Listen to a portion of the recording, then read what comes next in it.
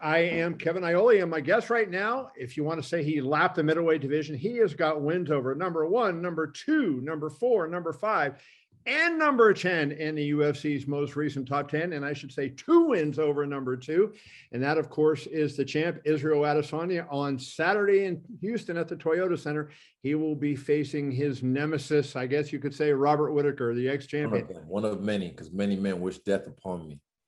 Many men. And you know what?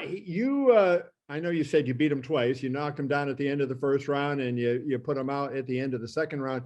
Do you buy Whittaker's comment, that he's a different guy this time around and that mentally he wasn't in the right headspace and this time around it's going to be different? Yeah, definitely. I buy into it as in we all evolve. We all learn from our mistakes. He's a smart man, I believe, so he would have learned from his mistake.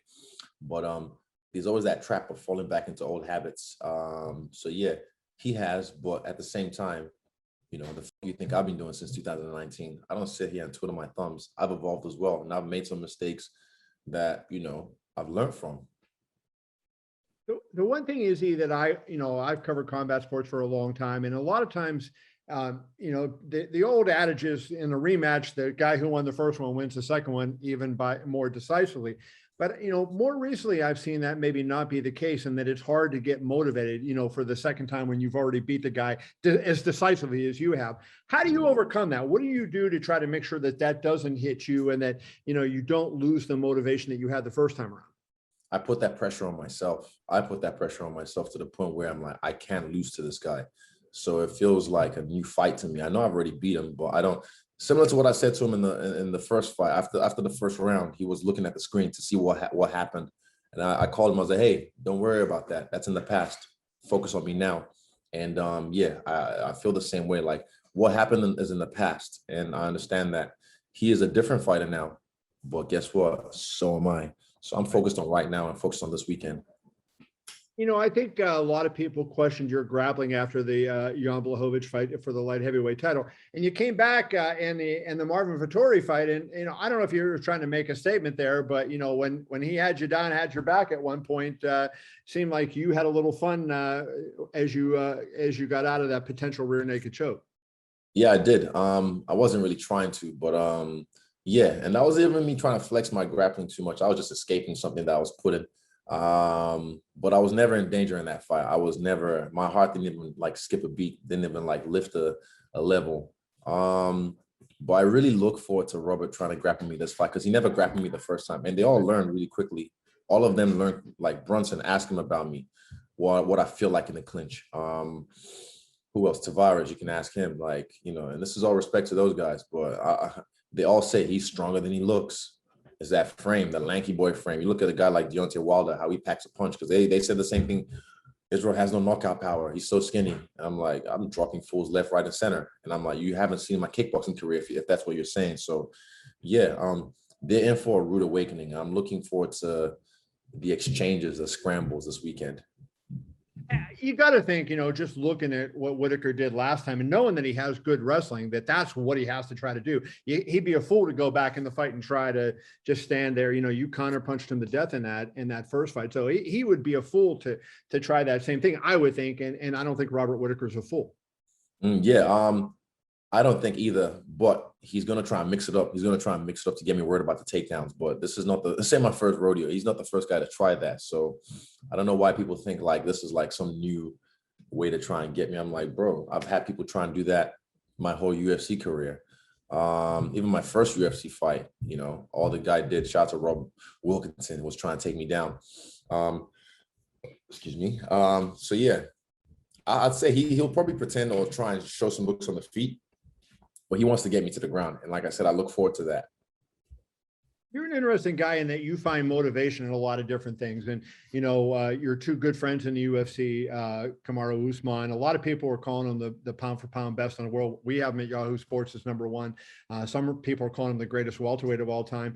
And your other friend, Francis Ngannou, coming off it's just an incredible performance, because who would have ever seen that coming, right? You know, if you said you saw Francis Ngannou grappling Cyril Gane, you're a freaking liar, right? Yeah. And so I wonder if you take anything from that, you know, Usman's dominance over the last period of time, and then Ngannou's, you know, that was really an invigorating win if you're an Ngannou fan, the way he won that. Do you take anything from that and bring into this fight?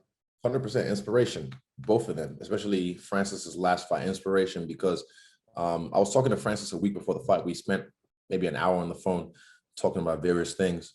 And yeah, he mentioned the MCL injury to me, and I wasn't too worried, but I was just like, because Cyril is no joke. Cyril might be the second best heavyweight in the world right now, according to my eyes.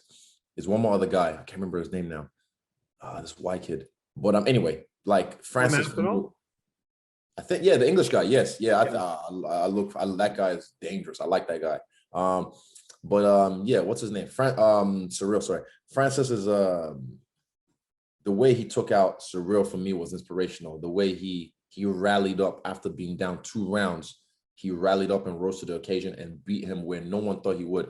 I actually bet on my parlay that Francis would take him down. And I said at least once. So I got a little money on that. But yeah, for me, I'm just honestly inspired by both of them. Even Kamaru, his reign, he is the greatest welterweight of all time. He is. So yeah, I take inspiration from that. And for me, you know, Francis is now newfound wrestling.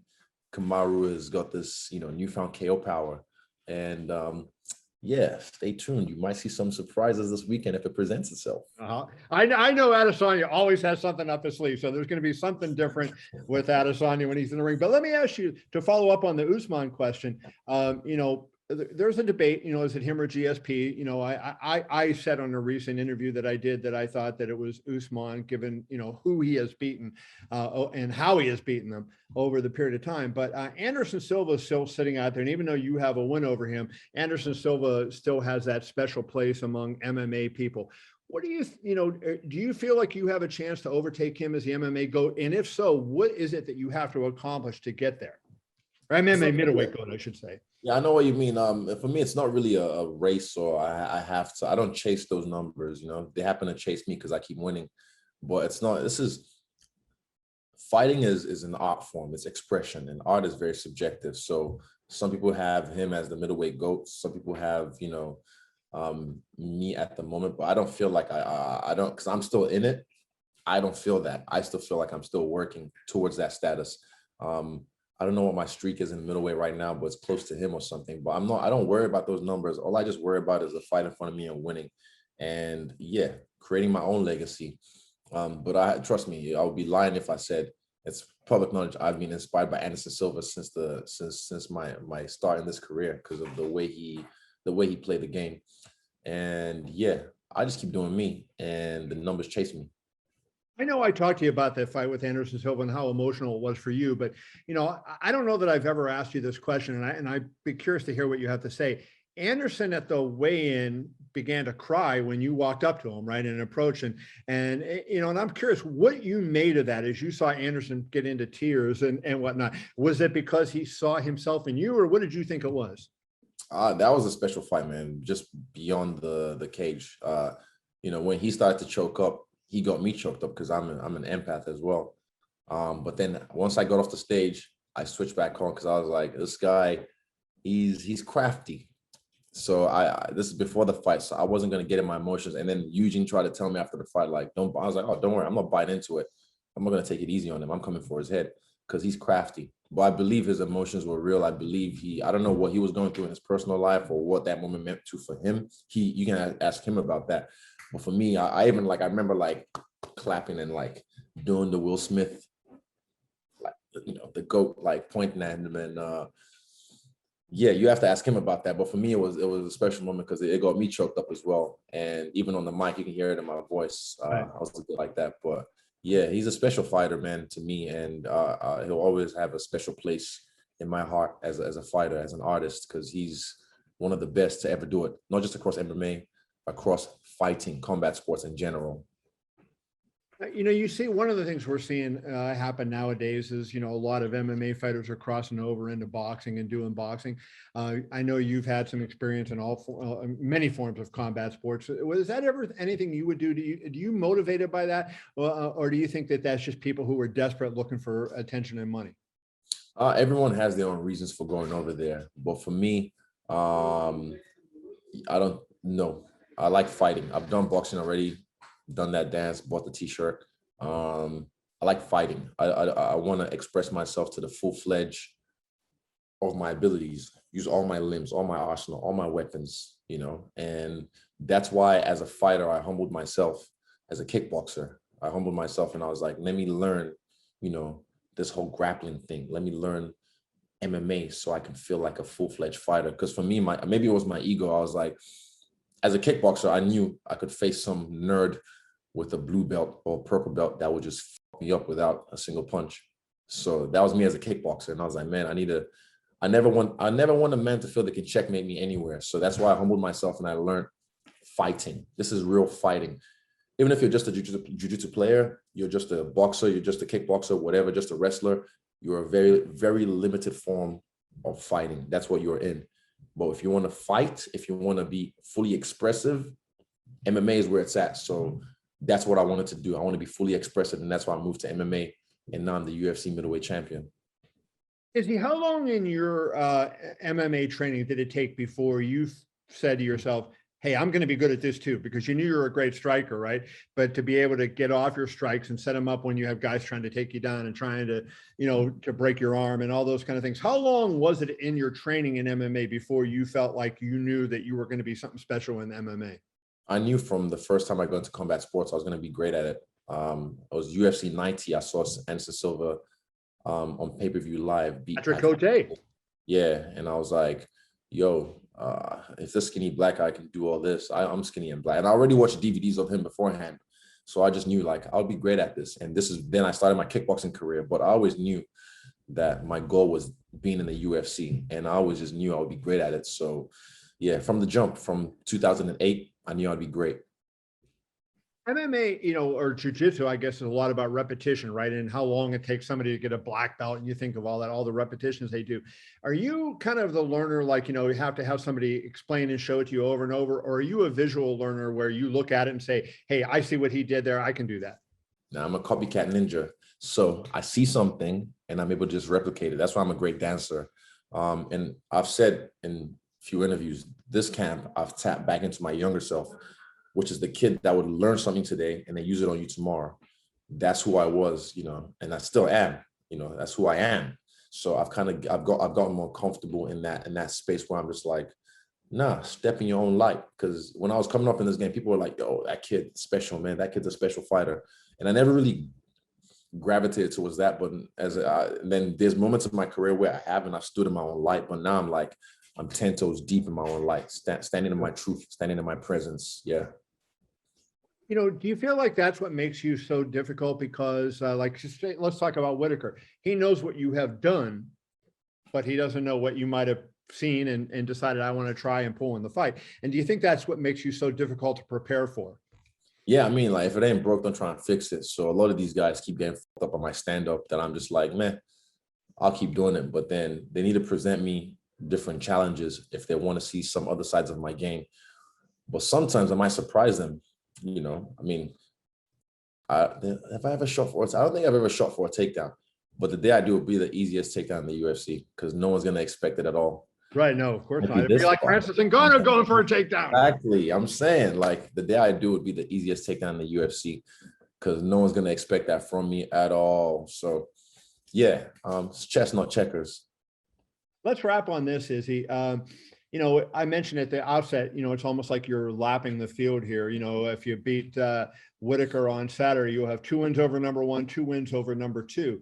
How do you stay in the division at that point when you've dominated? It's mostly all the same guys. There's a couple you haven't fought, but mostly all the same guys.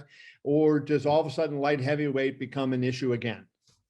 Yeah, that side mission is going to happen again, definitely. But right now I'm focused on Whittaker and 185. But like I said, we'll see what the lay of the land is after this weekend, because there's a few maybe new challenges that might emerge. But Yeah, I might even give like a lower ranked guy a shot just because I want some fresh meat.